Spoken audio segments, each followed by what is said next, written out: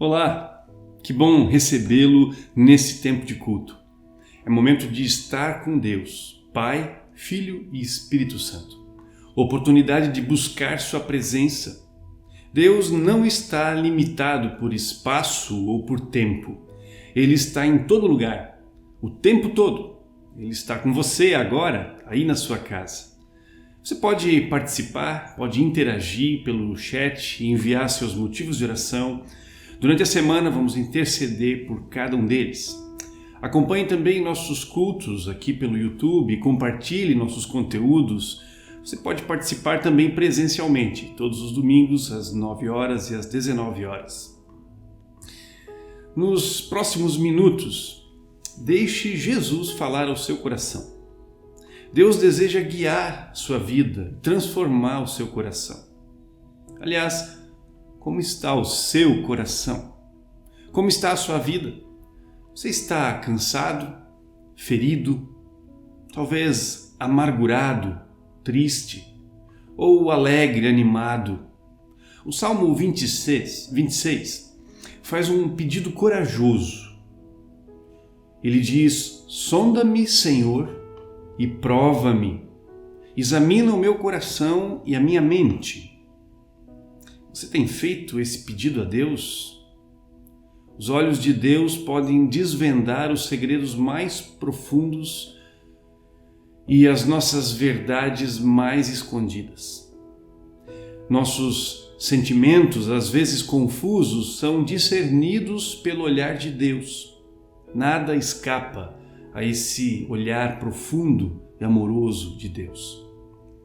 Pensar nesses olhos de Deus nos examinando assim pode ser assustador, pode despertar em nós talvez vergonha ou culpa, mas na verdade Deus já sabe tudo. Ele conhece bem nosso coração.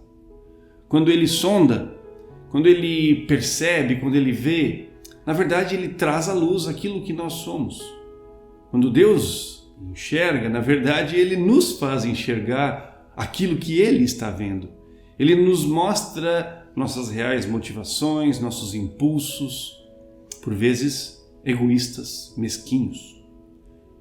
O Salmo 26 continua assim: diante dos meus olhos contemplo o teu fiel amor e continuamente sigo a tua verdade. O amor de Deus é a força que nos ajuda e capacita a orar pedindo que Ele nos examine. Só conseguimos olhar dessa forma para dentro de nós mesmos se tivermos diante de nós esse amor de Deus. Sem o amor de Deus, nos desesperamos. Mas o amor fiel de Jesus nos limpa e nos comunica o perdão. A certeza desse amor é que nos dá coragem. É esse amor que nos serve de norte. O salmista diz que tem diante dos seus olhos o amor de Deus, esse amor fiel. O amor de Deus é como que o guia. Ele segue por esse amor, ele segue na verdade. Amor e verdade orientam o seu caminho. Por ser assim verdadeiramente amado, ele pode olhar também para as suas falhas com sinceridade. E pode alinhar a sua existência com o coração de Deus. Buscando coragem no amor de Deus, somos também convidados a orar, pedindo, assim como o salmista, que Deus nos sonde. Feche agora os seus olhos. Nós queremos orar dessa forma. Senhor, nós oramos com o salmista, pedindo que Tu nos sondes, que Tu nos examines, que Tu, Senhor, tragas à luz aquilo que somos, que pensamos, que possamos perceber, Senhor, quando nossas motivações, nossos impulsos, eles nos levam, nos conduzem em direção oposta, contrária à Tua vontade, à Tua bondade. E nos ajuda, Senhor, quando percebemos, nos ajuda, Senhor, a derramar diante de Ti, a confessar, a dizer com todas as letras que precisamos de Ti, que sem o Teu perdão, sem a Tua graça, nós vamos nos perder no caminho. Precisamos, Senhor, desse Teu perdão renovado também hoje, também agora, também aqui. E por isso oramos e por isso pedimos. Tem misericórdia de nós, Senhor. Em nome de Jesus. Amém. Graças a Jesus, podemos andar sem peso. Ele carregou nossa culpa. Estamos limpos e perdoados. O amor de Jesus por nós o levou à cruz. Mas essa morte de cruz, ela se transformou em vitória. A morte foi vencida. Por isso, essa mensagem se tornou motivo de alegria. Ela é uma boa notícia. E a gratidão toma então o lugar do medo e da vergonha. Graças a Jesus.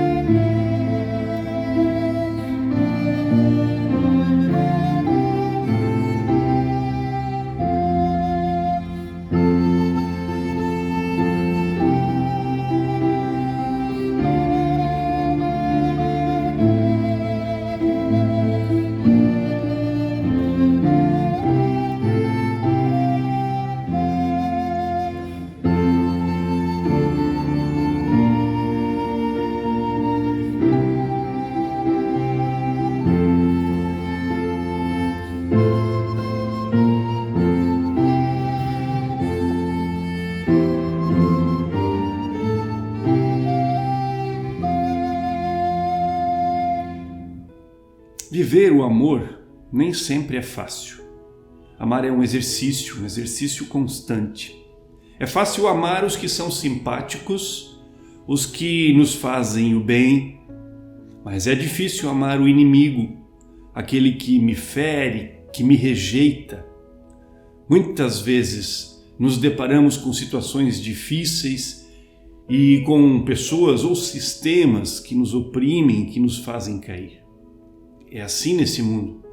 Gostaríamos que não fosse assim. Ansiamos por uma vida sem tropeços.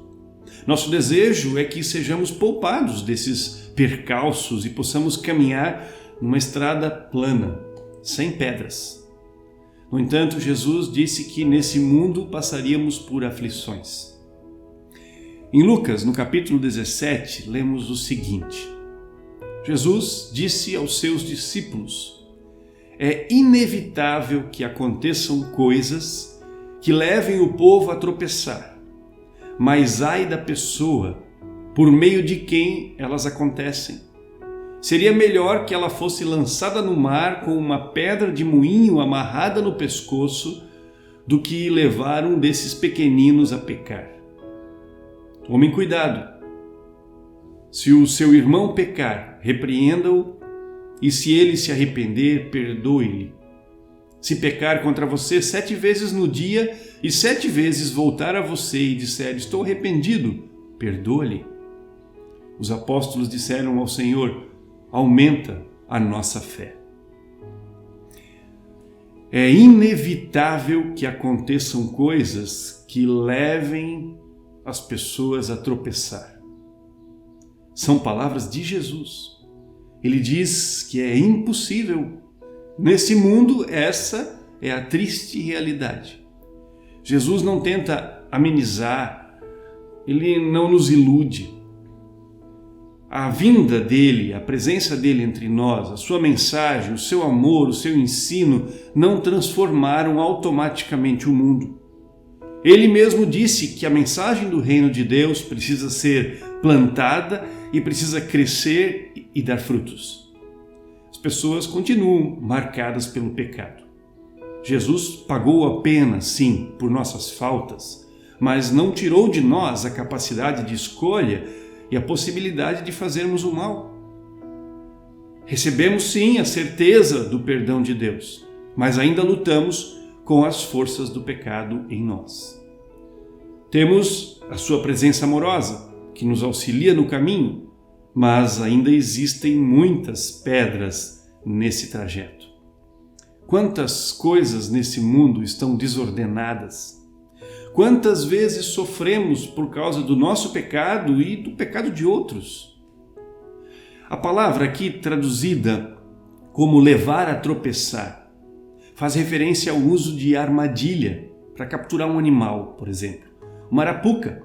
A arapuca é um bom exemplo desse tipo de armadilha. Ela é usada para pegar um passarinho. Fazer tropeçar, então, tem a ver com armar arapucas para os outros. Armadilhas para a fé. Experiências, situações que desafiam o caráter, que conduzem ao erro. Interessante essa expressão. Você já se sentiu assim, envolvido numa armadilha? Uma situação que colocou você em maus lençóis. Uma armadilha que fez você tropeçar, pecar, fazer o mal que muitas vezes não queremos. Jesus não minimiza a culpa de quem arma arapucas para os outros. Ai deles. Os ais, expressões de pesar, como um gemido de dor, são usadas muitas vezes pelos antigos profetas para expressar o pesar de Deus com relação ao pecado do povo. Jesus também usa o ai. Jesus também geme, sente dor por causa do nosso pecado.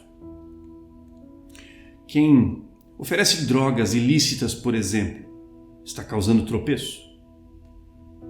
Outros exemplos poderiam ser dados. O fato é que temos responsabilidade sobre nossas decisões e devemos dizer não. Mas Jesus responsabiliza também aquele que induz ao erro, que dificulta o caminho do outro, que põe pedras no caminho. Jesus é duro. Melhor seria morrer afogado do que colocar uma pedra no caminho do próximo. Quem faz o outro tropeçar é culpado diante de Deus. E Jesus acrescenta ainda o tomem cuidado, ou cuidem de vocês mesmos, porque nós mesmos podemos ser aqueles que causam tropeço. Talvez não façamos isso de forma tão clara, tão explícita, ou talvez nem temos uma clara intenção, mas quando nós damos espaço a manipulações, por exemplo, quando tramamos vingança, quando dificultamos as coisas para o outro, quando intencionalmente não fazemos o que está ao nosso alcance, levando então outros a tomarem decisões equivocadas, precisamos refletir se não estamos sendo causa de tropeço, se não estamos colocando pedras. Quantas vezes colocamos pedras? Ou somos a pedra no sapato do outro? Na vida familiar, também podemos dificultar as coisas. Podemos colocar pedras no caminho um do outro. Com essa perspectiva, o apóstolo Paulo ensina: pais, não irritem seus filhos, antes criem-nos segundo a instrução e o conselho do Senhor. Como pais, podemos ser tropeço para os nossos filhos. Quando os irritamos, quando colocamos cargas pesadas, expectativas exageradas, quando usamos palavras depreciativas, também quando não instruímos a partir do Evangelho, a partir do amor e dos valores divinos, também ali somos causa de tropeço. Da mesma forma, os filhos podem causar tropeço aos pais e também os cônjuges um ao outro. De certa forma, vamos fazer isso em algum momento, vamos acabar sendo tropeço, causando tropeço. Nosso egoísmo nos cega e nós colocamos os nossos interesses acima de tudo, acima do outro. Justamente por isso, na sequência do texto, Jesus introduz o assunto do perdão. Não há como conviver sem errar. Não há como estar junto, construir uma história com alguém sem, vez por outra, levar o outro a pecar. Nossos corações são duros e não seremos capazes de prosseguir em comunhão sem o perdão. A instrução de Jesus é então, em primeiro lugar, fale sobre o assunto. Se o teu irmão pecar contra você ou colocar pedras no seu caminho, você não precisa fazer de conta que não foi nada, que você não ficou magoado, que está tudo bem. Não. Nós não percebemos que dizer que não foi nada é mentira e, portanto, pecado também. Podemos e devemos sim abordar o assunto. Podemos fazer isso com amor e leveza. A palavra repreender pode parecer áspera, ela traz uma certa dureza. Podemos interpretar equivocadamente que repreender significa castigar ou esculachar o outro. Mas é possível repreender com amor. É possível falar sobre o que doeu em mim, o que eu senti quando você fez isso, e assim gerar reflexão, sacudir, fazer perceber.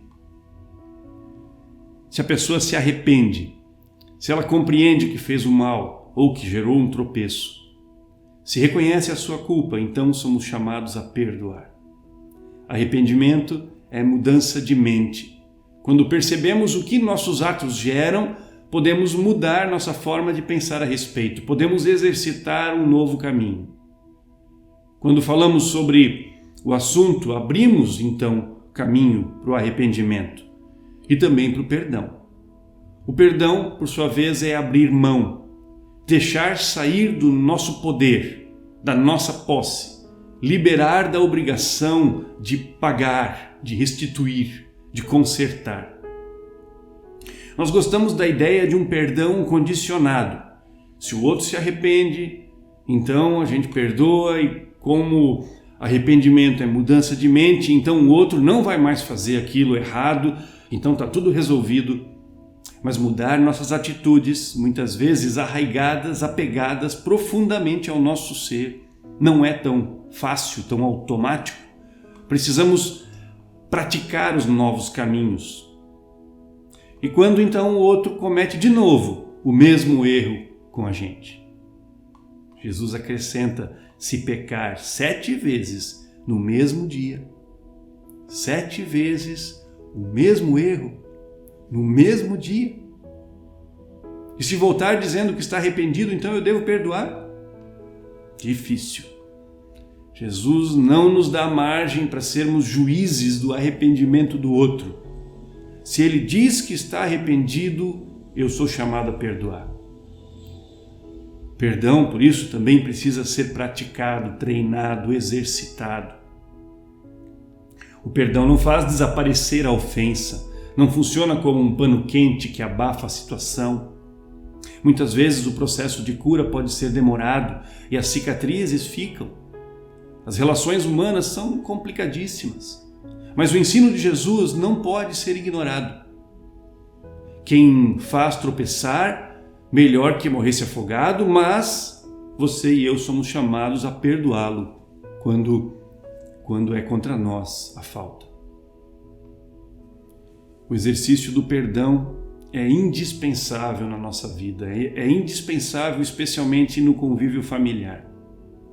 Esse viver em família é muito intenso, é prolongado, e o nosso pecado se manifesta nesse contexto de formas feias, destrutivas. Nós não conseguimos esconder o tempo todo nossas sombras. Não dá para para fazer de conta por muito tempo. E por isso as relações familiares são um terreno fértil para mágoas, rusgas, histórias mal resolvidas, mentiras, agressões e todo tipo de problema. Mas também é na família o melhor ambiente para aprender a perdoar. Não é possível uma vida familiar saudável sem o exercício constante do arrependimento e do perdão. Na família podemos aprender a lidar com nossos erros, com nossas dores e com as dores que os nossos erros causam para o outro, sem a necessidade de esconder, mascarar, ignorar, num ambiente de amor, de aceitação, onde o perdão está presente, onde o perdão é treinado. O perdão abre a porta para a cura e para a reconstrução. Torna possível continuar, deixa a vida mais leve, mais saudável. Nos cultos presenciais estamos estudando a história de José e seus 11 irmãos, filhos de Jacó. Os irmãos odiavam José. Venderam como escravo para o Egito e anos depois, então, José reencontra os irmãos num contexto propício para vingança. Ele poderia ter cobrado o preço, mas ele escolhe outro caminho, ele escolhe o caminho do perdão. Ele acolhe seus irmãos e salva toda a sua família, toda aquela geração da fome que assolava a terra naqueles tempos. Histórias de perdão, como a da família de José, tocam profundamente o nosso coração. É um assunto central em nossas vidas. É o assunto central na fé cristã. Quando Jesus ensina a orar o Pai Nosso, por exemplo, ele nos instrui a pedir que nossos pecados sejam perdoados na medida em que perdoamos o outro. Ou podemos construir a frase de forma inversa. Na medida em que somos perdoados por Deus, somos chamados a perdoar da mesma forma o outro. E Deus nos perdoou muito, nos perdoou totalmente por meio de Jesus Cristo. Em Jesus ele assumiu nossa dívida, sofreu nosso castigo, ao invés de impô-lo sobre nós como seria justo. Se ele assim fez, somos chamados a segui-lo. O perdão divino é então um modelo. Deus não esconde nosso pecado, mas ele o aborda, o expõe com amor para tratar e perdoar.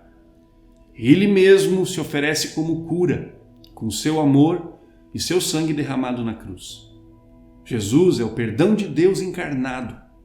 Quando percebemos o quanto fomos perdoados, nos tornamos mais dispostos a perdoar. Jesus contou algumas histórias sobre esse tema do perdão. Uma delas fala de uma família. Está registrada no capítulo 15 do Evangelho de Lucas. Um filho rebelde pede sua herança e abandona a casa do pai. Depois de gastar tudo e passar fome, resolve voltar para casa e dizer que está arrependido. Está disposto a ser um servo, um funcionário na casa do pai. Mas o pai o recebe com todo amor, restitui seu lugar de filho, abraça, acolhe, não castiga, sequer repreende. Em vez disso, presenteia o filho e faz uma grande festa. É uma linda história, mas é também uma história difícil de aceitar. O irmão mais velho deixa isso evidente. Ele não consegue entender como o pai pode tratar dessa forma o filho que o desonrou e lesou. Não é justo. O perdão não é justo. Não é justo Jesus ser castigado em nosso lugar. O perdão é, na verdade, manifestação do amor. E nas nossas famílias, que precisa ser perdoado, existe espaço nas nossas famílias para treinar o perdão? Quem tem colocado pedras no caminho um do outro, nas nossas casas? Quais são as dores que precisam ser tratadas? Perdoar não significa concordar com a atitude errada do outro, mas prosseguir sem cobrar a dívida, continuar amando. E é na família que mais precisamos exercitar esses passos. Ali podemos aprender a falar sobre o assunto, podemos exercitar o arrependimento, treinar o perdão. É difícil? Sim, é difícil. Os discípulos que ouviram em primeira mão esse discurso de Jesus pediram ajuda. Aumenta a nossa fé. Assim termina o texto. Podemos nos juntar a eles, eu e você. Podemos pedir também que Deus trabalhe em nós, aumente nossa fé, nos dê maior confiança no amor dele, para que possamos amar melhor e perdoar como ele perdoou. Mas não deixe que o seu coração endureça. Quando o coração endurece, nós não queremos mais enxergar, não estamos mais dispostos a mudar de pensamento, não conseguimos perdoar o outro.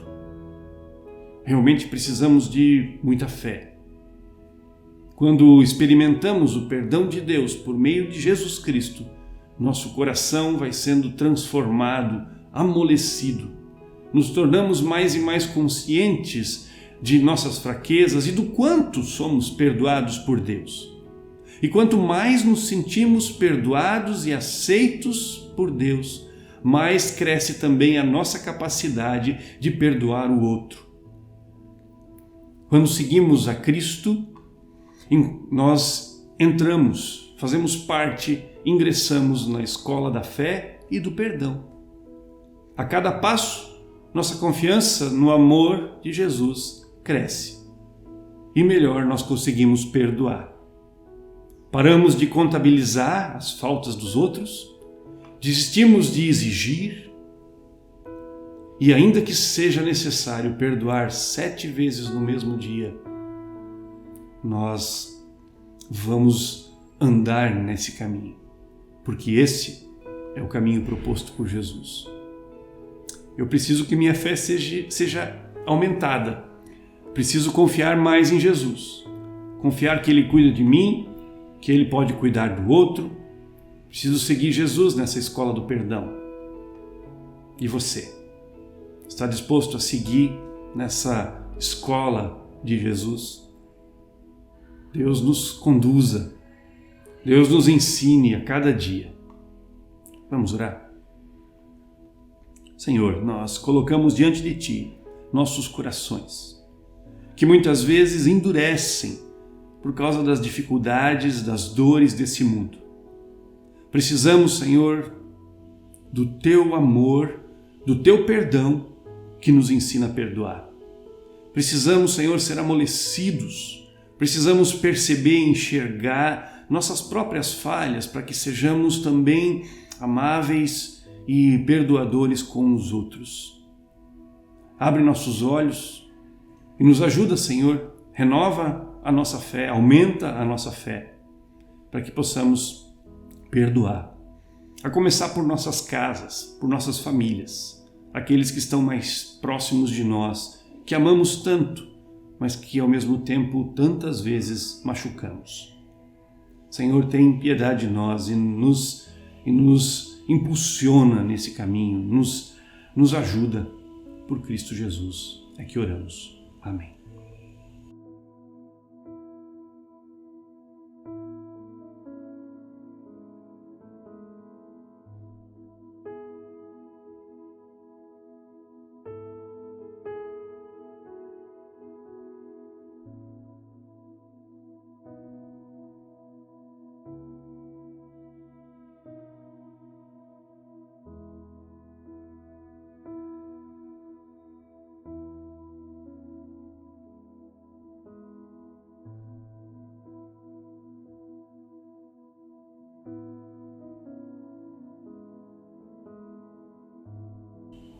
Hoje não vamos orar ao vivo aqui pelos motivos enviados, mas durante a semana nossos grupos vão incluir os seus pedidos nas orações de cada um deles.